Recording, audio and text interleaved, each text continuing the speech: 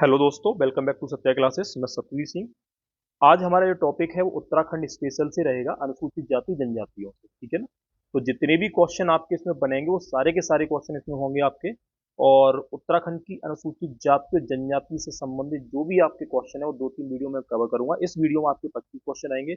इतना मैं आपसे बोल रहा हूँ कि क्वेश्चन कितना भी टफ बन जाए, ठीक है। उत्तराखंड पीसीएस से लेके उत्तराखंड जो आपका जो अधीनस्थ सेवा आयोग है उससे संबंधित आपकी जितनी भी भर्तियां हैं उन सबके लिए काफी इंपॉर्टेंट रहने वाला है ये टॉपिक। ठीक है ना। तो मैं उम्मीद करता हूँ आपके लिए काफी इंपॉर्टेंट होगा। सिंगल क्वेश्चन में इसमें कोई छोड़ूंगा नहीं। कैसे भी क्वेश्चन बन जाए, चाहे कथन से बन जाए, चाहे निष्कर्ष से बन जाए, ठीक है, या सिंगल लाइन बन जाए, क्योंकि लगातार एग्जाम, ध्यान रखना, पैटर्न बदलता रहता है अपना। ठीक है। तो आइए शुरुआत करते हैं हम उत्तराखंड की जनजातियों से। ठीक है ना। तो उम्मीद करता हूं कि आप सभी लोगों के लिए काफी इंपॉर्टेंट टॉपिक रहेगा। अगर ये टॉपिक आपके लिए इंपॉर्टेंट है तो उसको जरूर लाइक जरूर कर देना, वीडियो को लास्ट तक देखना। और मैं धीरे धीरे उत्तराखंड के अलावा भी इसमें करंट अफेयर उत्तराखंड की और जो भी आपके डेली करंट अफेयर से संबंधित जो फैक्ट बने करेंगे, आपके मंथली बने या आपके जैसे भी बने ना, उन सब पर भी मैं आपको चर्चा करूंगा। इतना मैं आपसे बोल रहा हूँ, क्वेश्चन आपका बाहर जाएगा नहीं। ठीक है ना। बस आपको लगातार क्लास लेनी है। तो शुरुआत करते हैं पहले क्वेश्चन से। हमारा पहला क्वेश्चन है इसमें, निम्न में कौन सा कथन गलत है। कौन सा कथन गलत है। राज्य की कुल आबादी में 18.8% जनसंख्या अनुसूचित जाति की है। 2011 के अनुसार अनुसूचित जाति का लिंगानुपात 936 है। सबसे अधिक अनुसूचित जाति हरिद्वार में निवास करती है। यह सबसे कम अनुसूचित जाति वाला जिला रुद्रप्रयाग है। तो आपको बताना है इसमें से गलत कौन सा है। तो इसमें हमारा गलत कौन सा हो जाएगा, गलत हमारा चौथा हो जाएगा। ठीक है ना। पहला भी सही है, क्योंकि कुल आबादी जितनी भी है उत्तराखंड की लगभग 1 करोड़, 1 करोड़ के आसपास है। ठीक है, उससे थोड़ी ज्यादा रहेगी, 1,86,000 की कुछ है। तो उसमें से 18.8% जनसंख्या आपकी अनुसूचित यानी एससी है। ठीक है ना। तो एसटी कितनी है, एसटी 2.9% है। तो ये भी ध्यान रखना है। 2011 के अनुसार अनुसूचित जाति का लिंगानुपात जो था ना, एससी का लिंगानुपात आपका 936 था। कितना था, 936 था। और एसटी का कितना हो जाएगा, 963 हो जाएगा एसटी का। ठीक है ना, ये ध्यान रखना है। उसके अलावा अगला तीसरा ऑप्शन था, सबसे अधिक अनुसूचित जाति हरिद्वार में निवास करती है। ये भी बिल्कुल सही है। सबसे ज्यादा एससी जो है हरिद्वार में है। हरिद्वार के बाद ऊधम सिंह नगर आ जाएगा, फिर देहरादून आ जाएगा, फिर नैनीताल आ जाएगा। ठीक है, 4 तक तो मैं ध्यान रखना है। हरिद्वार में सबसे ज्यादा एससी लोग रहते हैं। ऊधम सिंह नगर दूसरे नंबर पे आता है, तीसरे पे देहरादून है, चौथे पे नैनीताल है। ठीक है। चौथा था सबसे कम अनुसूचित जाति वाला जिला रुद्रप्रयाग है।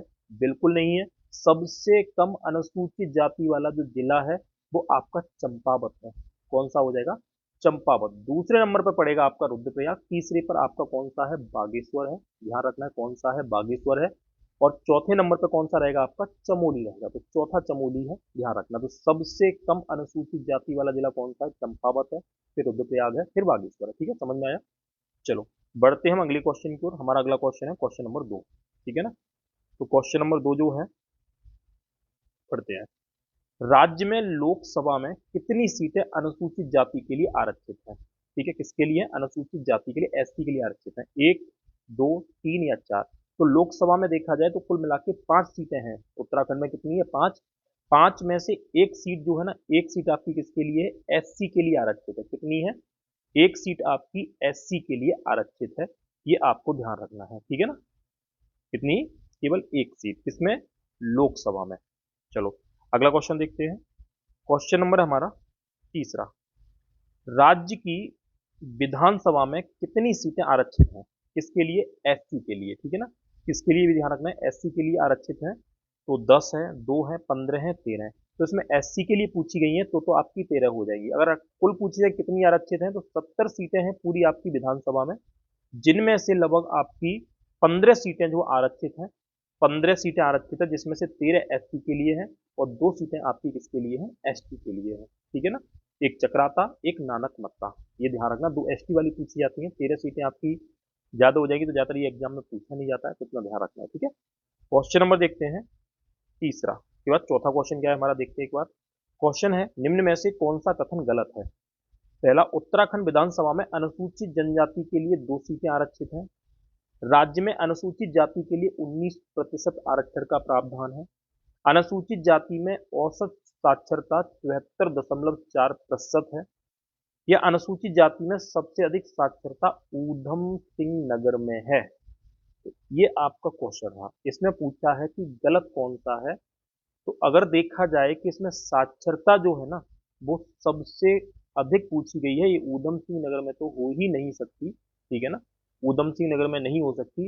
ये आपकी किस में हो जाएगी, नैनीताल में हो जाएगी। तो इसका जो आंसर हो जाएगा वो आपका चौथा गलत हो जाएगा, ठीक है ना। तो उत्तराखंड में अनुसूचित जाति के लिए 2 सीटें थी, मैंने आपको बताई थी, ठीक है ना, अनुसूचित के लिए 2 सीटें आरक्षित थी, किसमें, विधानसभा में। बाकी 19% आरक्षण का प्रावधान है नौकरी वगैरह में। अनुसूचित जाति में औसत साक्षरता आपकी 73.4% है, इसमें भी कोई दिक्कत नहीं होनी चाहिए। अनुसूचित जाति में सबसे अधिक साक्षरता ऊधम सिंह नगर में नहीं है, किसमें है आपका बेटा, नैनीताल में है। तो ये नैनीताल में रहेगी, ये ध्यान रखना है, ठीक है। देखते हैं क्वेश्चन नंबर 5 क्या है। क्वेश्चन नंबर 5 है हमारा, उत्तराखंड में अधिक जनसंख्या वाली जनजाति कौन सी है। तो उत्तराखंड में सबसे अधिक जनसंख्या वाली जनजाति पूछी है, थारू है, जौनसारी है, बुक्सा है, भोटिया है।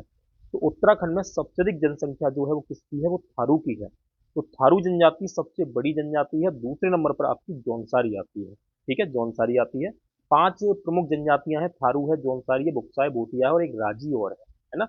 राजी जनजाति सबसे छोटी जनजाति है उत्तराखंड की, ये भी आपको ध्यान रखना है, ठीक है ना। क्वेश्चन नंबर देखते हैं 6।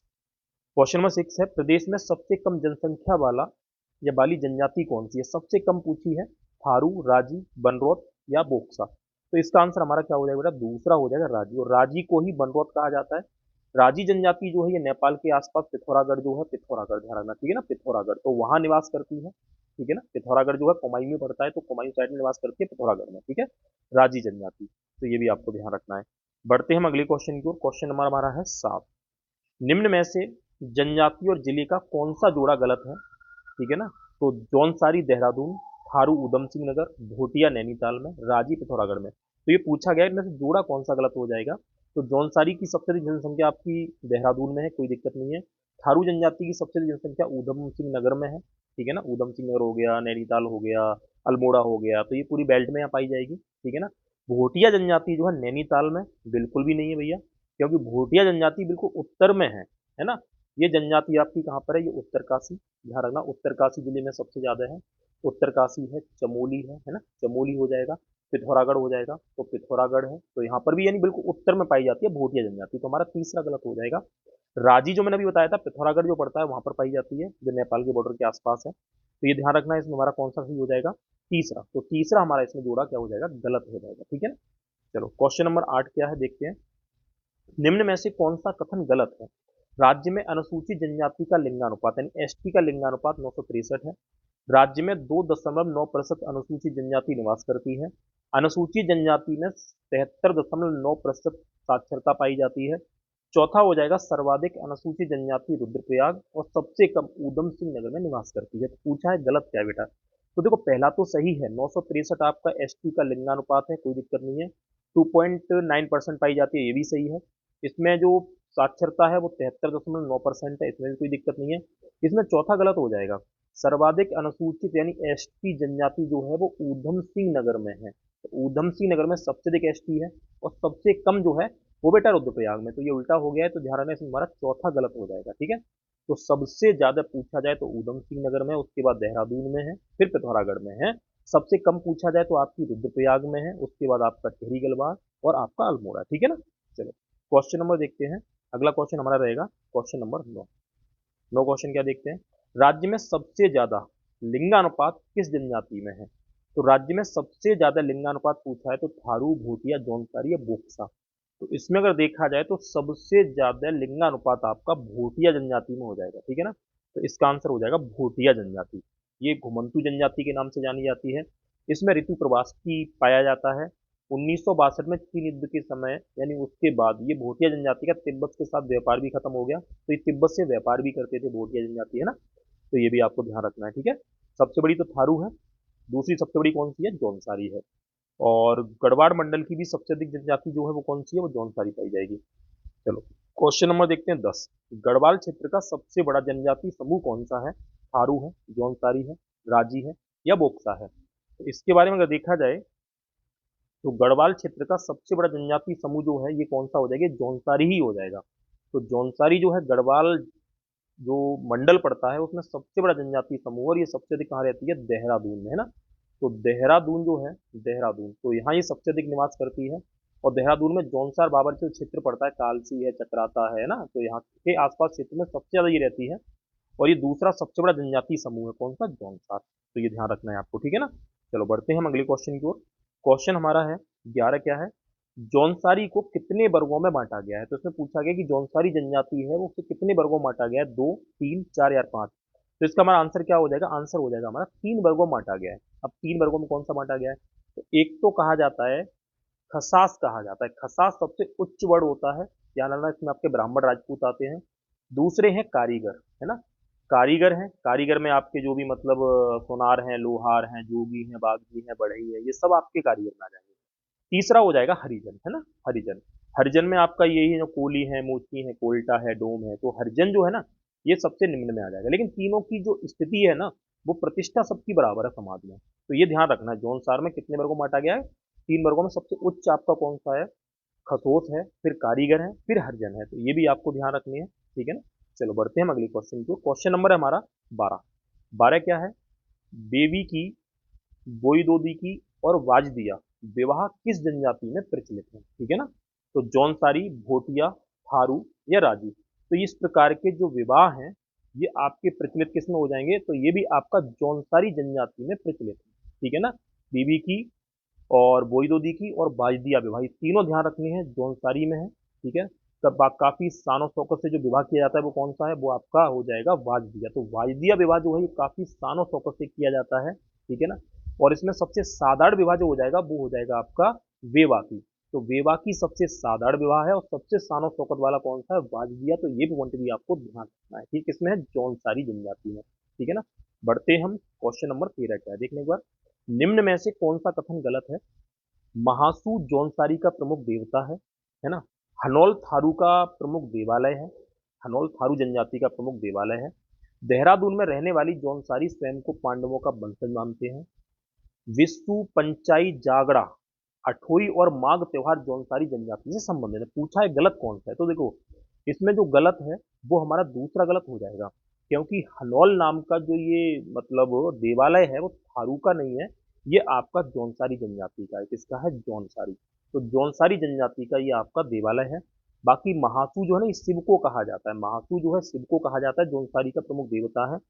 उसके अलावा यहाँ देखा जाए तो देहरादून में रहने वाली जौनसारी जो है स्वयं को पांडवों का वंशज मानते हैं, ठीक है ना। किसका वंशज मानते हैं आपको, पांडवों का वंशज मानते हैं। उनके प्रमुख देवताओं में पांचों पांडव और कुंती, इनको अपना ये देवी मतलब देवता मानते हैं, और कुंती को देवी मानते हैं, पंचमाता भी बोलते हैं, ठीक है ना। और ये जो है पत्थर और उसके लकड़ी के मंदिर बनाते हैं जिन्हें क्या बोला जाता है, जिन्हें अभी बोला जाता है हनौल बोला जाता है, तो हनौल बोला जाता है। तो ये भी ध्यान रखना है, ठीक है ना। उसके अलावा पांच, चौथा ऑप्शन था, चौथा ऑप्शन क्या था, विष्णु पंचाई जागड़ा अठोई और माघ, ये त्योहार जौनसारी जनजाति से संबंधित है, बिल्कुल इसमें सही है। तो गलत कौन सा था हमारा, दूसरा ही था। हनाल किसका है आपका, जौनसारी का हो जाएगा, ठीक है। क्वेश्चन नंबर देखते हैं हम 14 क्या है।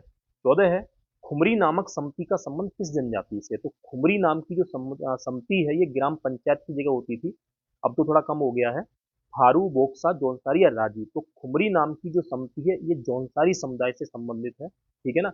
इसका जो मुखिया होता है उसे बोलते हैं बेटा ग्राम सयाना। क्या बोलेंगे, ग्राम सयाना बोलेंगे। तो ग्राम सयाना बोला जाता है, ग्राम सयाना, ठीक है। तो ये ध्यान रखना है, ठीक है।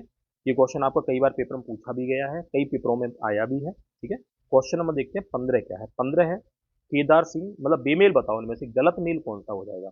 तो केदार सिंह जौनसार के प्रथम समाज सेवी, ठीक है ना। पंडित शिवराम जौनसार के प्रथम कवि, या भाव सिंह जौनसार जो है, भाव सिंह जौनसार, इन्हें फादर ऑफ जौनसार कहा जाता है। या रतन सिंह जौनसारी जो है इन्हें समाज सेवी कहा जाता है, ठीक है।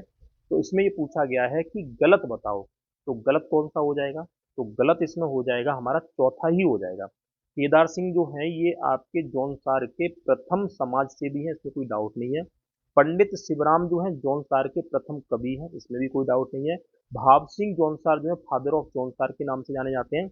और रतन सिंह जौनसारी समाज सेवी नहीं है, ये आपके जौनसार के आधुनिक कवि हैं, है ना। रतन सिंह जो है जौनसार के आधुनिक कवि हैं, ध्यान रखना कैसे हैं, आधुनिक कवि। तो ये भी नोट कर लेना, आधुनिक कवि है, ठीक है ना। समाज सेवी एक देविका चौहान जो है वो समाज सेवी है, ठीक है ना। तो ये ध्यान रखना है। बढ़ते हैं हम अगले क्वेश्चन की। क्वेश्चन नंबर है हमारा 16। 16 क्वेश्चन है, जौनसार संगीत का जनक किसे कहा जाता है। तो नंदलाल भारती, गुलाब सिंह, वीर केसरी, और गुलाब सिंह 2 बार इसमें हो गया है, चलो कोई दिक्कत नहीं है। तो अगर पूछा जाए जौनसा संगीत का जनक किसे कहा जाता है, तो इसमें हमारा सीधा आंसर हो जाएगा नंदलाल भारती को कहा जाता है। तो नंदलाल भारती जो है इन्हें जौनसार संगीत का जनक कहा जाता है, और इन्हें भारती जौनसार जो है, भारती नंदा भारती, इनको जौनसार रत्न से सम्मानित भी किया गया है। तो ये पॉइंट आपको ध्यान रखना है, ठीक है ना। और गुलाब सिंह से संबंधित क्या है कि ये जो है राजनीतिक जागरूकता के जनक माना जाता है। किसे? गुलाब सिंह को जौनसार क्षेत्र में राजनीतिक जागरूकता का जनक माना जाता है जौनसार में, ठीक है। और वीर केसरी जो है, इनसे संबंधित आपका काफी क्वेश्चन आया है। तो वीर केसरी जो थे, इनका जन्म हुआ था चकराता में, ठीक है ना।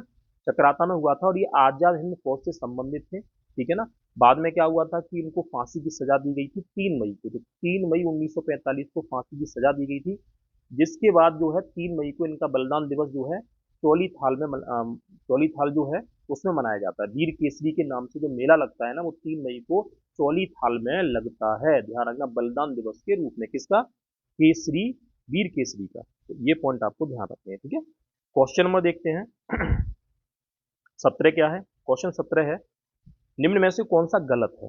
वीर केसरी चंद्र के बलिदान दिवस 3 मई को मनाया जाता है, अभी मैंने बताया था, सही है। इनके बलिदान दिवस पर होली थाप में मेला लगता है, बिल्कुल सही है, इसमें कोई गलती नहीं है। इन्हें 3 मई 1940 को फांसी दी गई थी। या इनका जन्म चक्राता के पास क्यावा गांव में हुआ था, ये भी सही है। लेकिन ये 1945 था, 1940 नहीं था, है ना। 1945 में जब आजाद हिंद फौज ने समर्पण कर दिया था ना, तो उनको गिरफ्तार कर लिया गया, बाद में तो फांसी दी गई थी, है ना।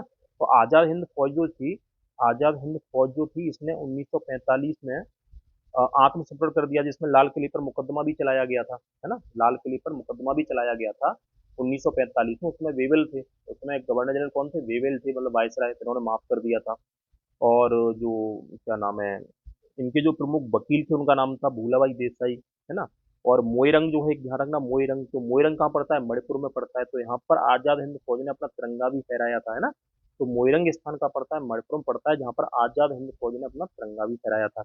लेकिन बाद में क्या हुआ था 1945 में, एक तो 6 अगस्त को, है ना, 6 अगस्त को, और दूसरा 9 अगस्त को जापान पर परमाणु बम डाल दिया गया था। किसके द्वारा? अमेरिका के द्वारा, है ना। पहला जो था लिटिल बॉय था, दूसरा फैटमैन था। लेकिन उसी के बाद क्या हुआ कि जापान ने भी आत्मसमर्पण कर दिया, जिसके बाद क्या हुआ कि भारतीय जो सेना थी, जिन्हें आजाद हिंद फौज कहते थे, उसने भी समर्पण कर दिया। और वहीं में क्या हुआ कि नेताजी जो थे, उनको ताइवान हवाई अड्डे पर एक हवाई दुर्घटना में उनकी भी मृत्यु हो गई। तो इस तरीके से पूरा आंदोलन खत्म हो गया था, ठीक है ना। चलो क्वेश्चन नंबर देखते हैं अगला। 18 क्वेश्चन क्या है? किस जनजाति के लोग पत्तेबाजी नृत्य करते हैं? थारू, जौनसारी, बुक्ता या भोटिया?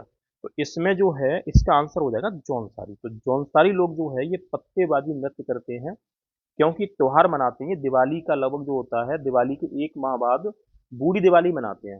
तो उसमें क्या होता है ये कि भीमल लड़की, सॉरी, भीमल लकड़ी जो होती है ना, उसका ये एक होला जलाते हैं। होला मतलब होली जैसा जो होता है, ठीक है।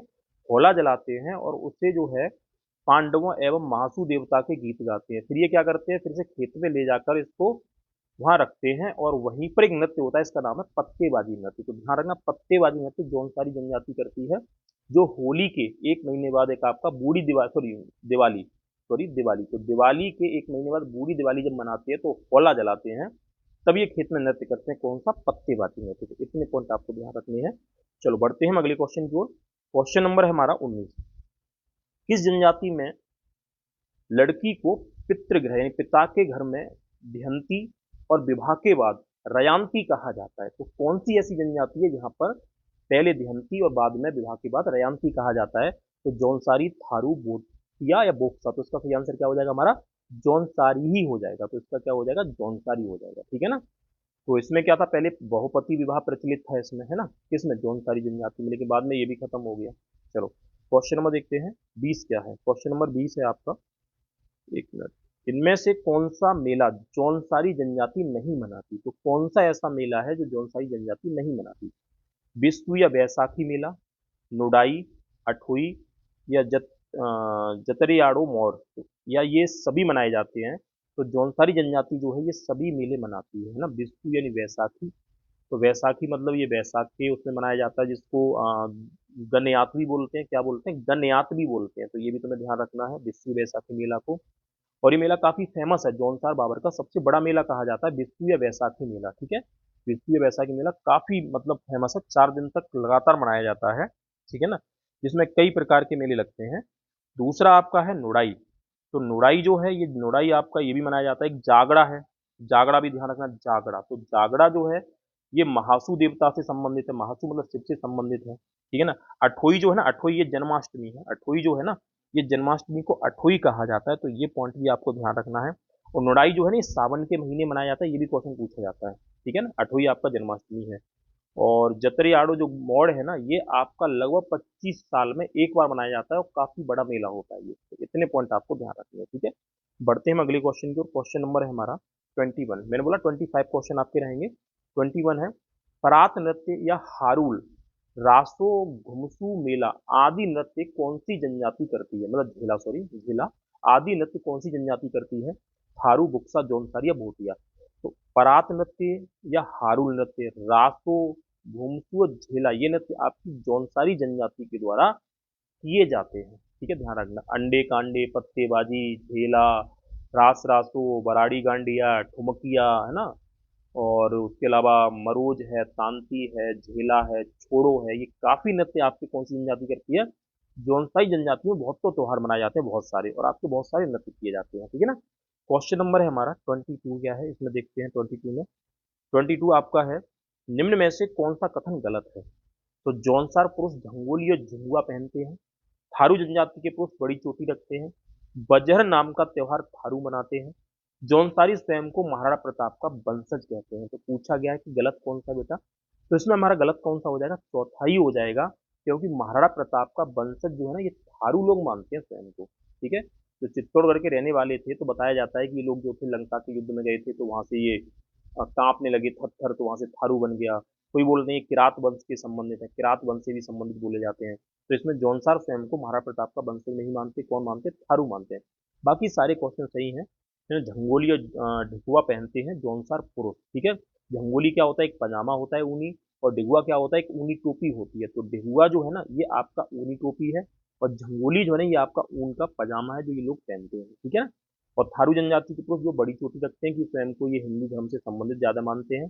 और बजहर नाम का त्योहार जो है ना ये थारू जनजाति ही मनाती है। तो ये भी हमारा बिल्कुल सही रहेगा, ठीक है। क्वेश्चन नंबर देखते हैं 33, सॉरी 23। जौनसार बाबर क्षेत्र किस जिले में है? नैनीताल, ऊधम सिंह नगर, देहरादून और पिथौरागढ़। बड़ा सिंपल क्वेश्चन है, इसका आंसर हमारा सीधा सीधा तीसरा हो जाएगा, देहरादून, ठीक है। क्वेश्चन नंबर देखते हैं, अगला हमारा रहेगा 24। कौन सी जनजाति का मुख्य भोजन चावल और मछली है? तो इसका हमारा आंसर क्या होगा? तो आंसर हो जाएगा थारू जनजाति। थारू जनजाति का मुख्य भोजन क्या है? चावल और मछली है। और थारू जनजाति चावल के एक शराब भी बनाती है, इसे बोलते हैं जाड़। तो जाड़ नाम की शराब कौन सी जनजाति बनाती है? मतलब बनाती है, थारू बनाती है। तो थारू जनजाति उत्तराखंड की सबसे बड़ी जनजाति है, ये उत्तर प्रदेश में भी पाई जाती है, उत्तर प्रदेश की भी सबसे मतलब बड़ी जनजाति मानी जाती है। थारू आपके उसमें बिहार में भी रहते हैं कुछ, है ना, तो बिहार में भी रहते हैं, उत्तर प्रदेश में भी रहते हैं, उत्तराखंड में भी रहते हैं, है ना। दिवाली को पर्व को शोक पर्व के रूप में मनाते हैं, कौन? थारू वगैरह, है ना। तो ये भी तुम्हें ध्यान रखना है। चलो क्वेश्चन नंबर हमारा 25 और लास्ट क्वेश्चन रहेगा, ठीक है। बदला विवाह और टिकाऊ, सॉरी टिकटी विवाह, बदला विवाह और टिकटी विवाह कौन सी जनजाति में प्रचलित था? थारू, जौनसार, बनरौत या बॉक्सा। तो ये पहले प्रचलित था, लेकिन अब ये विवाह जो है ना, अब ये आपका विवाह प्रचलित नहीं है इतना ज्यादा। और ये विवाह था आपका किस जनजाति में? थारू जनजाति में था। तो थारू जनजाति में जो विवाह प्रचलित था वो कौन सा था? आपका बदला विवाह था, जिसमें क्या होता था कि बहनों का आदान प्रदान किया जाता था, है ना। और टिकटी विवाह भी जो जो थी वो भी प्रचलित था, लेकिन अब ये है कि अब विवाह अपनी पक्की पौड़ी भी कहते हैं विवाह को। तो ये मतलब ऐसे कुछ विवाह हैं। और विवाह की सगाई की रस्म जो है इसमें अपना पराया भी कहा जाता है। अगर पूछा जाए कि अपना पराया जो आपकी विवाह की रस्म है ये किस जनजाति में है, तो ये जनजाति आपकी हो जाएगी थारू जनजाति। अगर वीडियो आपको पसंद आया है ना तो आप लाइक जरूर कर देना, ठीक है ना। और अभी फिलहाल में पहला वीडियो उत्तराखंड का मेरा, तो अब मैं टेलीग्राम ग्रुप बना दूंगा तो उसका लिंक भी डाल दूंगा, तो उसमें आपकी पीडीएफ वगैरह मिल जाया करेगी, ठीक है ना। तो उम्मीद करता हूँ वीडियो आपको पसंद आएगी। और काफ़ी इंपॉर्टेंट है, मैं आपको सीधा बताऊँ, ठीक है। जितने भी क्वेश्चन मैंने बनाए सारे के सारे इंपॉर्टेंट क्वेश्चन है, ठीक है ना। मैं भी आपकी इसकी तैयारी कर रहा हूँ और आप लोगों से उम्मीद करता हूँ कि आप लोग तैयारी करते रहिए, ठीक है ना। उत्तराखंड पीसीएस का जो पेपर है वो लगभग आपका अगस्त या सितंबर में कंफर्म है ही है। तो उम्मीद करता हूँ वीडियो पसंद आई है। चैनल को सब्सक्राइब कर देना, जो भी नए लोग हैं चैनल को सब्सक्राइब कर देना, थोड़ा वीडियो की तरह शेयर भी कर देना, ठीक है। मिलते हैं अगली वीडियो में, इसका सेकंड पार्ट आएगा कल, ठीक है। तब तक के लिए बाय।